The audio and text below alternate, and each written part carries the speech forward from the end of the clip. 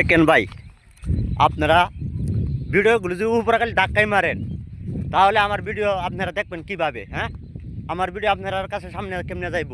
আমার ভিডিওগুলি কি ভিউ হইব? হ্যাঁ বলেন তো।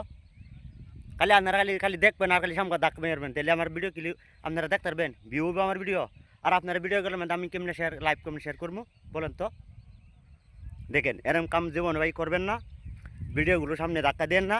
যদি ভালো লাগে দেখবেন, লাইক কমেন্ট শেয়ার করবেন, তাহলে আপনারা ভিডিওগুলো আমার ভিডিও সামনে আইব, আপনারা ভিডিওগুলো আমি দেখতে পারবো, লাইক কমেন্ট শেয়ার করতে পারবো, তাহলে আপনারাও ফলোয়ার বাড়বো, আমারও ফলোয়ার বাড়বো। আর আপনারা যদি খালি উপরে ধাক্কাই মারেন, আমার ভাই লস হইতো না জীবনেও, আমার লস হইতো না। কেন কি লস হইতো না? আমার ভাই আপনি না দিলে আরেকজনে দেবো, আরেকজনে না দিলে আরেকজনে দেবো, একজনে একজন দেখবই। তাহলে আপনারা খালি উপরে খালি ধাক্কাই মারেন, তাহলে ভিউ হইব কেমনে? আর আমার ভিডিওগুলো আপনারা দেখবেন কেমনে বলেন তো? দেখেন ভাই, অনুরোধ করি আপনার কাছে, সাবধান, এই কাম জীবনেও করবেন না, উপর ধাক্কা দেন না।